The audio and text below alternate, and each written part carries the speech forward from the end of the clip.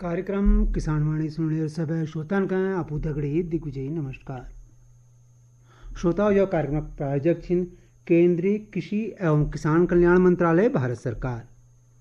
हमर काश्तकार रात दिन खेती कार्य करनी वो हमर देश अन्नदाता चुन उनर उगाई अनल हमर पूर्ण देश चलूँ कुणक मतलब यो छु कि वो हमर जीवनक आधार छिन और आकाशवाणी कोशिश रही कि हम काश्तकारन दगड़ बातचीत करूं उनर मना बात आपो लोग तलक पुजूं। यह कार्यक्रम तहत आकाशवाणी गांव में कार्यक्रम श्रृंखला में हम पिछड़ दिनों जरचा ग्राम बिमोला वहाँ हमूल काश्तकार गणेश सिंह नेगी दगे भेंट करी। आओ सुनो यह क्षेत्र संकलित भेंट वार्ता। श्रोताओं, आज हम पूछ रहा भीमाऊ गाँव में हॉलबाग ब्लॉक यो गाँव छू। यहाँ बिल्कुल सड़क यो गाँव में पूछ रहे हमारे तक यहाँ काश्तकार भैरी पहली जानू दाजुक परिचय वीक बाद बात करूँ खेत पाड़ में के हरो के काम धंधे चल रहा गोपन आजकल कस कस काम काज हरी। दाजू अपन नाम? मेरा नाम गणेश सिंह नेगी। अच्छा गणेश दा, यो बताओ हम देखने लग रहा तुम्हारे महावा आसपास तुम कहीं गडेर लग रही मुड़ी तली अदरकला लगा रहा खुशनी बोटले दिखनी तो खेत पाड़ में के काम हरी? खेत बाड़ी में कैसे आजकल गोड़ बसा हूँ घा वल्ला वल्ला खेती काम चल नहीं रहा आजकल। और ये सब बारगुड़ा में गुड़ाई वुड़ाई इसे साफ पाता चली भाई हो।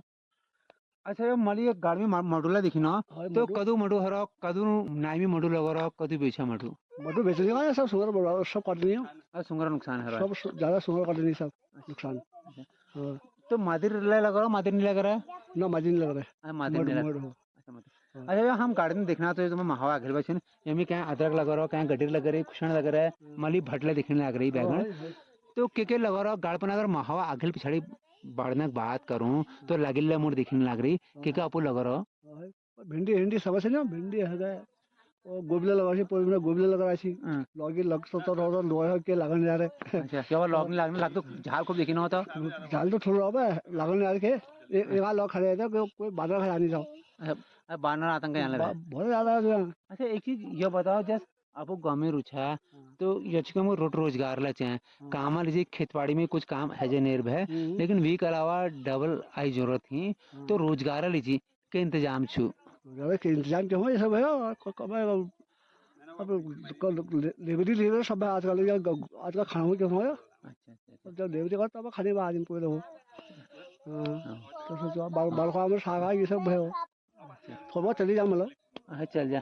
अच्छा यह अलावा जैसे हम बात करनो धिनाई पिनाई धिनाई की नहीं तो कदू थान गुरबाज धर रही बगरला धर रही के बगरल के नहीं बलदे सुबह और ए भैंस बेचो आई दोनों भैंस हो।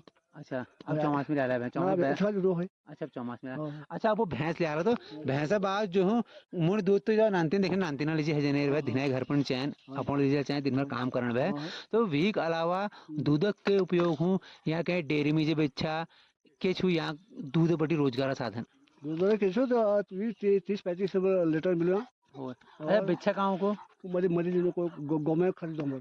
अच्छा और कुछ चार डिवीजन है वो खरीदनी है। अच्छा मतलब गवर्नमेंट दूध बेचा वो भी दूध का उपयोग करनी। अच्छा दाजू एक चीज यह बताओ आप जैसे मडू हरो तो मडू गुड़ा है सब जगह बालाड़ी में दिखने फे गई तो ये को लवणा आई कदू टाइम से कब ये को लवाला सोच में लवाला। अच्छा हम देखने की और सोच में काम बहुत ज्यादा मारा मार है लेकिन एक तरफ जो हमूल खेत पतले सिमरण भय घाला है जहाँ तो घा के छू घा कर लीजिए आप लोग बारी घा छू आड़बार छू कि यहाँ आप लोग ने बाज हांगले छन वाला घा काटचा न तो ऐसा कमन हागा में बस वो काटने में घा काटा में लुटूर खिने में बोटू में और मटू हटो लगर नौ काट बेर मटू लो बेर प्यार हॉल लगने में पहले वो हांगा में फिर सुगा फिर बोटू में लूट डालने अच्छा ये बात करूँ आपका जो बीमा गौछो या काश्तकारी हैं एक मोट अनुमाना अनुसार कदू परिवार जुड़ी हुई कदू यहाँ खेती काम करनी खड़ी कोई सब करनी है खेती काम कोई मतलब कोई जो ध्यान रखा है वही मंदिर नहीं करने बाकी सब जो गवर्नमेंट होने वो सब काम करने वाला। अच्छा यहाँ जो खेती काम आप लोग कर तो यमी जैसे व्यवसायिक खेती अगर हम बात करूँ नहीं जैसे कह रहा है साग भी जैसे आप लोगों की जो ये अच्छी लौक ज्यादा नहीं है रहा अगर लौक शकर है गए या के नाम को नहीं गडर शकर है गए या खुशानी खूब है गए और भट बैगन खूब ज्यादा है गए तो उनको बाजार बेचने के लिए के व्यवस्था छू या कुछ मना दुकान में बेचा बेचे का बात दिया अच्छा ज्यादा होगा काका बाटी तो अच्छा ले आओ तुम लगाओ हम लगाओ अच्छा भैया हम लगाओ और के तो सब है और भाई गेहूं बेचे में कल तक कहूं अच्छा तो हुनेर निभा मतलब ना बस हो आस पड़ोस में बांट दी। मतलब खाना लायक है नहीं है अच्छा अच्छा मतलब वो बड़ा खड़ा है जा मतलब साग पात अच्छा अच्छा हाँ, ये तो यो चीज हमारे देखे काश्तकार ये तो ज्यादा जानकारी हाँ, साझा करी हाँ, आपू हमारे जगह बात करने के बहुत बहुत धन्यवाद। बहुत धन्यवाद। आकाशवाणी गांव में कार्यक्रम श्रृंखला तहत अल्लापुर ग्राम विमोला विकासखंड हौलबाग जिला अल्मोड़ा काश्तकार गणेश सिंह नेगी करी गई यह क्षेत्र संकलित भेंट वार्ता सुनी और अब यह जरूरी संदेश। हर जोखिम से निकल कर फसल आए सुरक्षित हो जाए। फसल बीमा से हर किसान अब आत्मनिर्भर हो जाए। संकट के समय प्रधानमंत्री फसल बीमा योजना किसानों के लिए वरदान है। अब सूखा पड़े या बाढ़ आ जाए कोई डर नहीं, अब ओले पड़े या कीट पतंगे फसल खा जाए कोई फिक्र नहीं, क्योंकि हमने लिया है प्रधानमंत्री फसल बीमा। बुआई से फसल कटाई तक हर जोखिम का दावा, न्यूनतम प्रीमियम पर अधिकतम भुगतान का वादा। योजना से हर साल जुड़ रहे हैं 5 करोड़ से ज्यादा किसान। अब आपकी है बारी। नजदीकी कृषि कार्यालय, सहकारी समिति, बैंक शाखा, अधिकृत बीमा कंपनी या जन सेवा केंद्र में स्वेच्छा से करा सकते हैं पंजीकरण। फसल बीमा पोर्टल या फसल बीमा ऐप द्वारा भी कराया जा सकता है पंजीकरण। प्रधानमंत्री फसल बीमा योजना, आपकी फसलों का संपूर्ण सुरक्षा कवच। कृषि एवं किसान कल्याण मंत्रालय, भारत सरकार। प्रधानमंत्री किसान मान धन योजना। मिलेगा पेंशन का सहारा, कृषक ना होगा बेसहारा, जुड़ेगा खुशियों से नाता, कटेगा सुख से बुढ़ापा, सुरक्षित होगा अन्नदाता, सुरक्षित होगा अन्नदाता।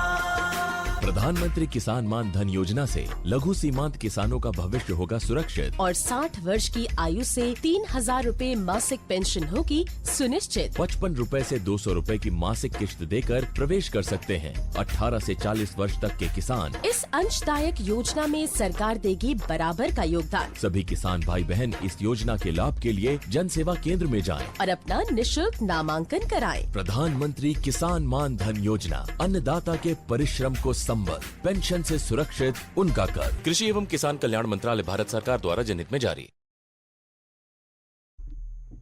श्रोताओं, आजकल हम देखने लग रहा है चौमासा की मेहनत लगल हुआ है पुज गई और देव खूब जोर शोर चल रहा।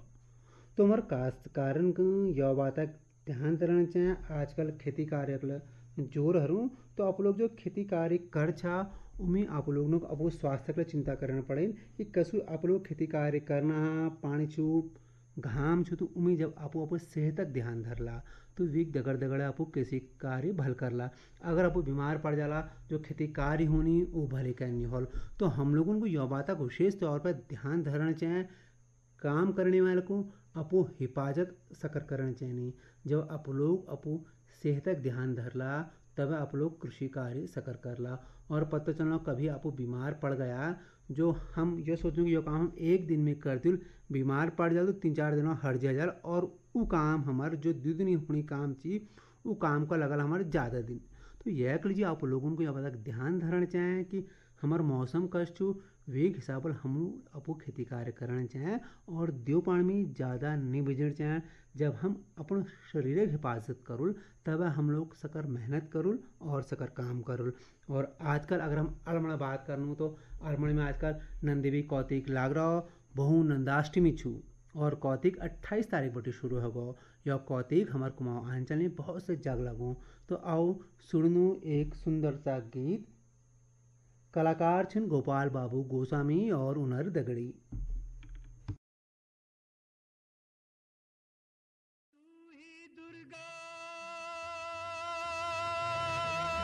तू ही काली महिमा तेरी अपार, हे जग जननी हे महामाया, आयूं त्यारा द्वार,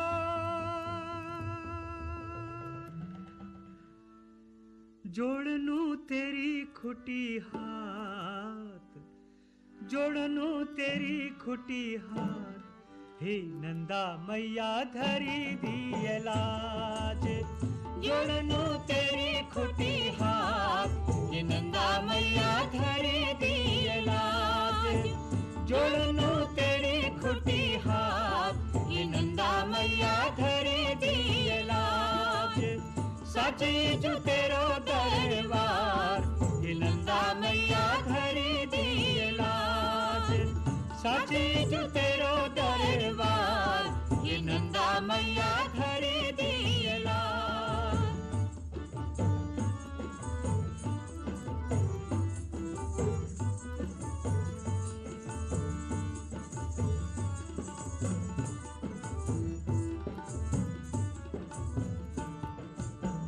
लौंग सुपारी माता हरि आयो पाना, लौंग सुपारी माता हरि आयो पाना। ओ लौंग सुपारी माता हरि आयो पाना।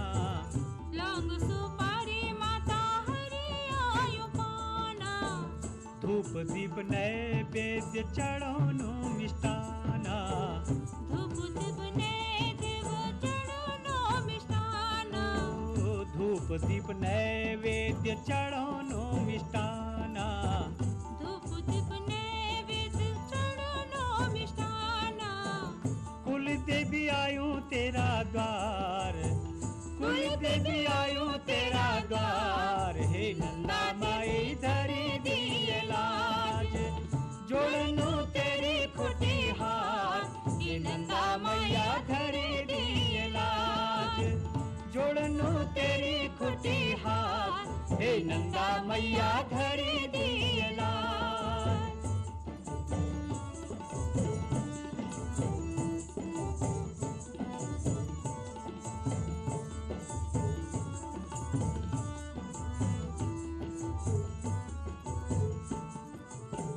चंद बंसी राज घरम तेरो अवतारा, चंद बंसी राज घरम तेरो अवतारा। कुमाऊ मंडला तेरी महिमा अपारा, कुमाऊ मंडला तेरी महिमा अपारा। महामाया धरी दिए लाज, महामाया धरी दिए लाज, हे नंदा मैया धरी दिए लाज। जोड़नू तेरी खुटी हाथ, हे नंदा मैया धरी दिए लाज।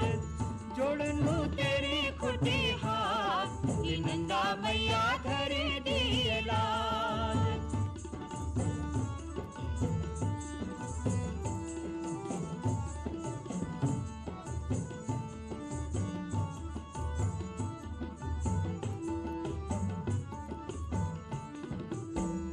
अल्मोड़ा नैनीताल त्यारा छे मंदिरा, अल्मोड़ा नैनीताल त्यारा छे मंदिरा।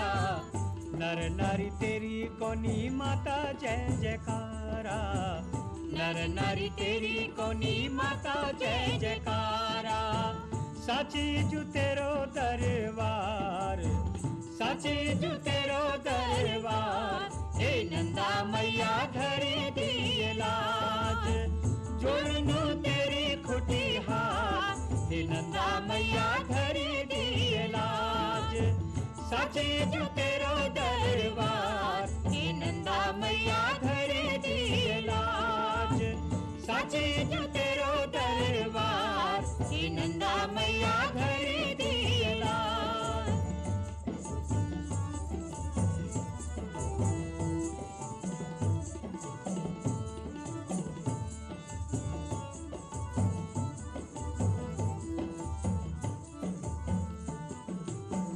लौंग सुपारी माता हरि आयो पाना, लौंग सुपारी माता हरि आयो पाना। ओ लौंग सुपारी माता हरि आयो पाना। लौंग सुपारी माता हरि आयो पाना। धूप दीप नैवेद्य चढ़ानो मिष्टाना, धूप दीप नैवेद्य चढ़ानो मिष्टाना। कुल देवी आयूं तेरा द्वार, कुल देवी आयूं तेरा द्वार, हे नंदा मैया धरी दिए लाज, जोड़नू तेरी खुटी हाथ, हे नंदा मैया धरी दिए लाज, जोड़नू तेरी खुटी हाथ, हे नंदा मैया धरी दिए लाज, नंदा मैया धरी दिए लाज, नंदा मैया धरी दिए लाज। श्रोताओं अल्लाहपुर मां नंदा स्तुति सुनी। कलाकार छी गोपाल बाबू गोस्वामी और उनर दगड़ी। और अब यह जरूरी संदेश।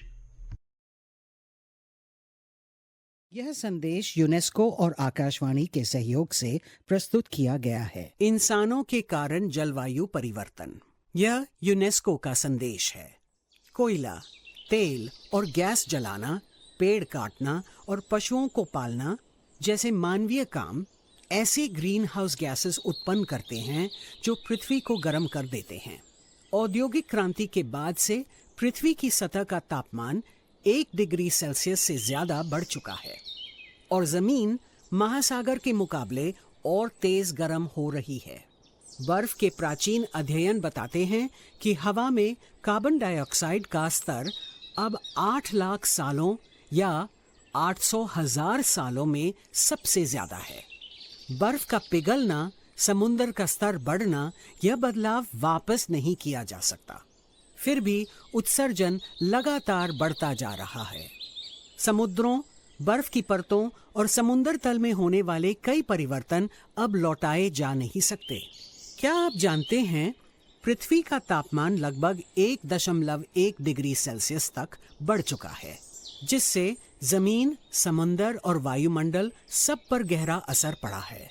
यह संदेश यूनेस्को और आकाशवाणी के सहयोग से प्रस्तुत किया गया है। यह संदेश यूनेस्को और आकाशवाणी के सहयोग से प्रस्तुत किया गया है। भारत में जल संकट के कारण 60% से अधिक लड़कियां हर महीने औसत 2 दिन स्कूल नहीं जा पाती, जबकि राजस्थान में अनुपस्थिति 5 दिन तक होती है, जो अक्सर लड़कों की तुलना में 2 से 10 गुना अधिक होती है। यह संदेश यूनेस्को और आकाशवाणी के सहयोग से प्रस्तुत किया गया है। श्रोताओं, हम टाइम टाइम पर अपन स्टूडियो में कृषि विशेषज्ञ को बुलाते रहूँ। पिछड़ दिनों हमारे स्टूडियो में आ रही डॉक्टर प्रताप ए दिवेकर यनर जगह नकली एवं अवमानक कीटनाशक सुरक्षा विषय में बात करी।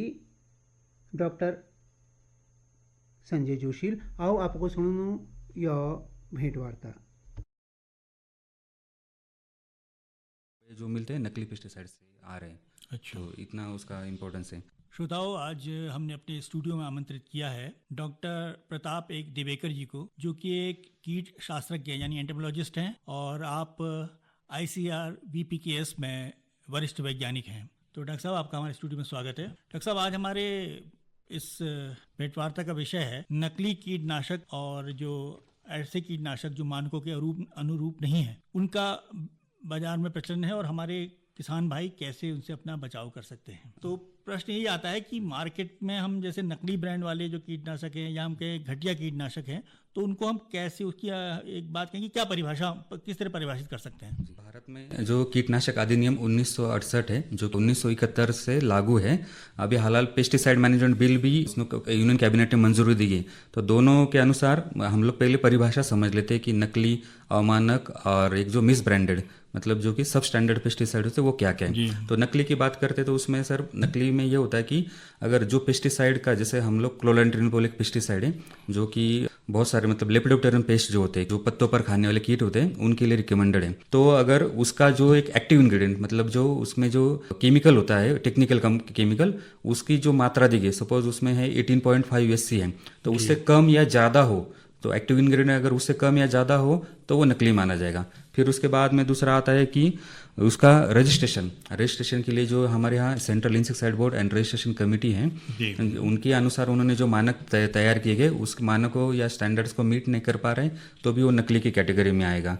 तो और ये 2-3 इसके अलावा हम लोग अभी नेक्स्ट अगला देखते हैं कि गलत ब्रांड वाले यानी मिस ब्रांडेड। मतलब ये होता है कि हर एक कोई ब्रांड है, जैसे अगर बायर, सिंजेंटा, ये कुछ ब्रांड्स है तो उनका कुछ पेस्टिसाइड होता है। जैसे डेलीगेट मतलब अलग कंपनी उन्होंने अपना मैन्युफैक्चर किया है, तो उसके अनुसार मतलब जैसे उसका अब ब्रांडेड में क्या होता है, उनको हर एक रूल्स या रेगुलेशन कुछ दिए जाते हैं, मानक तैयार किया जाता है कि वो अपना इंस्ट्रक्शन मैनुअल होता है, एक माहिती पुस्तिका होती है जिसमें पूरी जानकारी दी होती है। तो वो नहीं है, एक्सपायरी डेट नहीं है, उसके कुछ दुष्प्रभाव क्या होते हैं हर एक पेस्टिसाइड के। जाहिर सी बात है पेस्टिसाइड दवा है, कीटनाशक है, तो उसका कुछ दुष्प्रभाव भी रहेंगे। तो अगर वो होते तो उनसे कैसे टैकल किया जाएगा, वो सारी इंस्ट्रक्शन मतलब जानकारी सही तरीके से नहीं दी गई है। मैन्युफैक्चर का कभी कभार जानबूझकर डिटेल्स आपको सही से नहीं दिया जाएगा या अस्पष्ट तरीके से दिया जाएगा, ताकि कोई अगर भारत में क्या होता है कि पेस्टिसाइड इंस्पेक्टर नियुक्त किए गए, तो वो अगर छापा करते हैं तो वो देखना चाहेंगे, तो अगर वो अस्पष्ट तरीके से दिया जाएगा तो पहचान नहीं पाएगा। और जाहिर सी बात है किसान इन सब चीज़ों के लिए अवेयर नहीं होता है, तो ये मिस ब्रांडेड में आ जाता है कि ब्रांड्स के बारे में या कोई गलत, जैसे अभी एक मतलब आपको अगर कोई ऊपर ही ज़्यादा ध्यान नहीं देगा तो वो कंफ्यूज हो जाएगा, स्पेलिंग मिस्टेक, हाँ स्पेलिंग थोड़ा सा चेंज कर देंगे और ऐसा लगता है कि वही तो वो ब्रांड आप पहचान नहीं पाएगा, तो ये हो जाएगा कि मिस ब्रांडेड पेस्टिसाइड। और तीसरा आता है कि इसमें बोलते हैं घटिया यानी स्पूरियस पेस्टिसाइड, सब स्टैंडर्ड। मतलब सब स्टैंडर्ड यानी कि जितना स्टैंडर्ड जो होना चाहिए, जैसे हर एक पेस्टिसाइड कंपाउंड बनता है, तो अगर हम क्लोरेंट्रिनिपोल 18.5 SC की बात करें तो उसमें होता है 18.5% एक्टिव इंग्रेडिएंट में जो टेक्निक कंपाउंड है। फिर बाकी एक दिया जाता है कि इसमें स्प्रेडर इतना हो, स्टिकर इतना हो और फिलर कंपाउंड्स इतने। तो ये अगर मात्रा किसी की कम ज़्यादा हो जाती है, जाहिर सी बात है जो कीटनाशक है उसकी इफिकेसी आपको उतनी नहीं मिलेगी। तो इसमें कहीं भी कॉम्प्रोमाइज़ किया जाता है तो वो आप होते हैं आपके सब स्टैंडर्ड पेस्टिसाइड्स। वीडियो क्वेश्चन हो गया। तो डॉक्टर साहब, वर्तमान में भारतवर्ष में जैसे हम बात कर रहे हैं कि नकली और अवैध कीटनाशकों की स्थिति, तो उसका क्या कुछ दुष्प्रभाव पड़ सकता है, उसके बारे में हमारे श्रोताओं को बताएं। सर, सबसे पहले हम लोग समझ लेते कि भारतवर्ष में अवैध कीटनाशकों की स्थिति क्या है। स्थिति की अगर हम बात करें कि भारतवर्ष में जो भी पेस्टिसाइड का मार्केट है उसमें लगभग हर साल प्रतिवर्ष 3500 करोड़ का जो नकली पेस्टिसाइड्स है वो इतनी मात्रा में बेचे जाते हैं। अच्छा। तो आप अमाउंट से समझ सकते हैं कि कितना किस तरह का वो पेस्टिसाइड का मार्केट है। और फिर उसमें ये होता है कि सर जो भी पेस्टिसाइड पाए गए हैं उनमें से मतलब जितना परीक्षण किए गए उनमें से लगभग 2.8% मतलब लगभग आप मान लीजिए 3% के आसपास नकली पेस्टिसाइड भारतवर्ष में जो मार्केट में है अवेलेबल है, नकली जितने परीक्षण किया गया है। जब परीक्षण कम हुआ है तो वो कम ज़्यादा भी हो सकता है। और अगर हम सर इसके दुष्प्रभाव की अगर बात करें तो, और जो अगर वॉल्यूम से हम बात करेंगे सर, ये कीटनाशक जो है लगभग मतलब अगर 100 पेस्टिसाइड है, 100 पेस्टिसाइड में से 30% जो है वो वॉल्यूम से 30%, और वैल्यू मॉनिटरी टर्म्स की बात करेंगे तो 25% मतलब कीमत में अगर बात करेंगे पेस्टिसाइड मार्केट में से 100 रुपये अगर पेस्टिसाइड से आप मार्केट में से मिल रहा है तो उसमें से 25 रुपये जो मिलते हैं नकली पेस्टिसाइड से आ रहे हैं। अच्छा। तो इतना उसका इम्पोर्टेंस है। अगर हम उसके दुष्प्रभाव की बात करेंगे सर, तो पहली बात है कि अगर किसान या जो भी खेती करने वाले जो लोग हैं अगर वो नकली पेस्टिसाइड इस्तेमाल करेंगे तो जाहिर सी बात है पहला नुकसान होगा कि वो कीट को या रोग को मारने के लिए इस्तेमाल कर रहे हैं तो उनका वो कीट नियंत्रण होगा नहीं। दूसरा जो नकली पेस्टिसाइड जो होते हैं सर, इनका ये जाहिर सी बात है अगर कीटनाशक का उसका मतलब भी होता है कि कीट को मारने के लिए बना है। अगर नए जो नकली में है क्या मिला है वो भी डिपेंड होता है कंपाउंड्स पर क्या है, पर जनरली ये जो भी मॉलिक्यूल्स होते हैं या केमिकल रसायन होते हैं ये हमेशा कुछ ना कुछ पेस्टिसाइड रेसिड्यू मतलब उसको एक रेसिड्यू छोड़ते हैं। हाँ, तो वो रेसिड्यू से क्या होता है हमारे क्रॉप को, फसलों को और एनवायरनमेंट में भी दूसरे भी मित्र कीट वगैरह होते हैं या जैसे सॉइल में अर्थवर्म्स होते हैं तो इनको भी नुकसान कर सकते हैं, तो वो भी पर्यावरण को भी हानि करते हैं। और दूसरा कि इसके अलावा कि सॉइल और मिट्टी को तो नुकसान करेंगे और साथ ही साथ में एक तो जो किसान है कृषि जो सही तरीके से केमिकल्स बना रहे पेस्टिसाइड कंपनियां उनको प्लस सरकार को भी जो रेवेन्यू मिलेगा या रिटर्न्स मिलेगा इनकम जो भी है उनमें भी नुकसान होगा। जाहिर सी बात है नकली का तो कोई आपका GST या कुछ रिकॉर्ड नहीं रहेगा। हमने ये भी देखा कि जैसे गाँव में अक्सर लोगों की दुकान खुलती है, कुछ समय के लिए खुलती है, वो आए उन्होंने बेचा सामान और 3-4 महीने बाद पता चला वो डीलर बेचने वाला है ही नहीं वहाँ पर, तो ये एक समस्या कृषकों के सामने भी आती है। सर एक्चुअली इसीलिए तो सर कह रहा हूँ कि हमेशा किसानों को एक तो एकजुट होना चाहिए, इस बारे में थोड़ा सा अपने से कुछ जानकारी लेनी चाहिए, और जो हमेशा जो जिनके पास लाइसेंस या रिटेल जो है उनके पास ही, जो रेप्यूटेड फर्म्स है उनके पास से ही हमेशा दवाई खरीदनी चाहिए। और इसके अलावा साथ ही साथ अगर लग रहा है कि अपने दवा का असर नहीं हो रहा है तो आपने निकटतम कोई कृषि विज्ञान केंद्र हो गए या रिसर्च संस्थान है ICR का, उनमें से वैज्ञानिकों के पास जाकर सलाह लेनी चाहिए कि हमारी इसका इलाज नहीं हो रहा है, हमने ये पेस्टिसाइड यूज़ किया है बट हमको इतना नियंत्रण नहीं हो रहा है कीट का, ताकि वो वेरीफाई हो जाएगा। अगर कोई गलत पेस्टिसाइड भी बेचा जा रहा है आजकल सर, खास करके जो फिलहाल जो अधिनियम है तो उसमें बायो प्रोडक्ट्स का कंट्रोल नहीं है, तो बायो कंट्रोल के बारे में कुछ भी नहीं। तो आजकल लोग क्या करते हैं, आसानी से रजिस्ट्रेशन की प्रोसेस, जो रजिस्ट्रेशन की प्रोसेस है सर भारत में पेस्टिसाइड के लिए, वो थोड़ी क्लिष्ट या समय लेती है, ज़्यादा 1 से 3 साल लेती है। तो लोग थोड़ा सा बायो प्रोडक्ट्स के नाम पर कुछ भी मिला देते हैं और उसमें होता तो केमिकल ही है, बट किसान लेवल तक या जो कीटनाशक जो इंस्पेक्टर है वो उन लोगों के पास इतनी लेबोरेटरी या इतनी साधन सामग्री नहीं होती है, तो इसके चलते थोड़ा सा ये मिलावट भी, थोड़ा सा पेस्टिसाइड का प्रचलन ज़्यादा है। देखिए सरकार का तो प्रयास ये है, वो कहती है कम से कम कीटनाशकों का इस्तेमाल हो, तो उसके लिए कुछ ना कुछ ऑल्टरनेटिव भी सोचना पड़ता है। तो एक वैज्ञानिक होने के नाते आपको क्या लगता है कौन कौन से ऑल्टरनेटिव आप लोग अपनी किसानों को दे सकते हैं?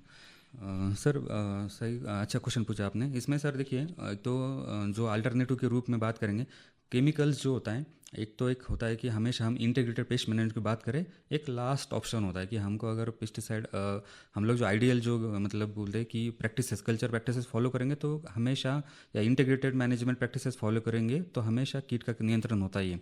पर तो उसके अल्टरनेटिव अगर ऑप्शंस की बात करेंगे हम लोग, तो हमें ये होता है कि हम जैसे मित्र कीट होते हैं, तो जैसे ट्राइकोग्रामा हो गया, या आपने पार्थेनियम घास की बात करेंगे तो एक झाइगोग्रामा बाइकलर एक नेचुरल मित्र कीट सर उनका है, या इवन अगर फंगल की डिसीज़ की बात करेंगे तो उनके लिए ट्राइकोडर्मा है, आजकल बहुत सारे स्ट्रेन्स हैं। उसके अलावा सर बोटेनिकल्स, मतलब जो प्लांट से बने हुए जो है, जैसे आपका नीम हो गया, नीम ऑयल हो गया, आज़ाडिट्रिन हो गया, पोंगामे ऑयल, गार्लिक ऑयल, ये सारे अल्टरनेटिव ऑप्शंस है कि कीट नियंत्रण में आप इस्तेमाल कर सकते हैं। चलते चलते हम जानना चाहेंगे कि नकली कीटनाशकों से बचाव के लिए आप क्या सुझाव हमारे किसान भाइयों को देना चाहेंगे? जी सर, एक्चुअली किसानों को एक तो पहली बात तो हमेशा जो रेप्यूटेड जो सप्लायर्स है उनसे हमेशा, या जिनके पास लाइसेंस है, रजिस्टर्ड है, उनके पास से हमेशा पेस्टिसाइड खरीदने चाहिए। दूसरे की जो भी आपने कहा कि अनजान लोग आते हैं, 3-4 घंटे के लिए आएंगे फिर चले जाएंगे, बाद में पता नहीं होता उनका, तो ऐसे अनजान कोई भी पेस्टिसाइड सप्लायर है उनसे कभी भी नहीं लेना चाहिए। फिर बाद में आपकी जो भी पेस्टिसाइड की जो भी ब्रांड पैकेजिंग दी गई होती है तो उसमें रिकमेंडेड डोज है कि नहीं, अगर आपको लग रहा है उसी जो उन्होंने डोज दिया है उसका असर आपको नहीं दिख रहा है कीट नियंत्रण में, तो आप अपने जो निकटतम जो कृषि विज्ञान केंद्र या ICR के संस्थान है वहाँ से वैज्ञानिकों के पास जाकर सलाह ले सकते हैं कि हम कैसे इसको देखेंगे। या तो पेस्टिसाइड का जो अगर ब्रांड अगर उन्होंने दिया है तो उसमें भी कस्टमर केयर नंबर होता है कि हमको ये पेस्टिसाइड का इफेक्ट नहीं आ रहा है, तो आप उनसे भी संपर्क कर सकते हैं। और एक ये होता है सर, जो भी नकली दवाएं बेचने वाले वो हमेशा कभी भी वजन पर ध्यान नहीं देते, वो तो बस होता है कि पेस्टिसाइड मिला दिया और कुछ डाल दिए। तो थोड़ा सा आप जो भी मात्रा उन्होंने दी गई है तो उसको भी थोड़ा सा किसान लोग अपने से देख सकते हैं। जी, तो हम ये कहेंगे कि कीटनाशकों का इस्तेमाल बड़ी सावधानी से करना चाहिए और कम से कम कीटनाशकों का इस्तेमाल किया जाए। तो ये वैसे ही है जैसे कोई पेशेंट हुआ, कोई बीमारी हुआ तो एक इनिशियली इलाज है, लेकिन सर्जरी लास्ट में जरूरत पड़ती है, तो कीटनाशक वो सर्जरी का काम करते हैं जो शायद अंतिम उपाय हम उसको आखिरी उपाय ही, मतलब जब हम पेस्ट को नियंत्रित नहीं कर पा रहे तब आखिरी उपाय के रूप में ही उसको देखा जाना चाहिए। तो डॉक्टर दिवेकर साहब, आप हमारे स्टूडियो में आए और हमारे श्रोताओं को आपने नकली कीटनाशकों की सुरक्षा के बारे में और जो सब स्टैंडर्ड कीटनाशक हैं उनसे कैसे बचाव करें इस बारे में हमारे श्रोताओं को जानकारी दी। आपका जानकारी के लिए बहुत बहुत धन्यवाद। श्रोताओं, याकतगर हमारा कार्यक्रम इलाके संपन्न हूँ भूलूँ आप लोग देखे फिर भेंट होल एल आज्ञा दियो। नमस्कार। हमारे कार्यक्रम प्रायोजक छी केंद्रीय कृषि एवं किसान कल्याण मंत्रालय, भारत सरकार।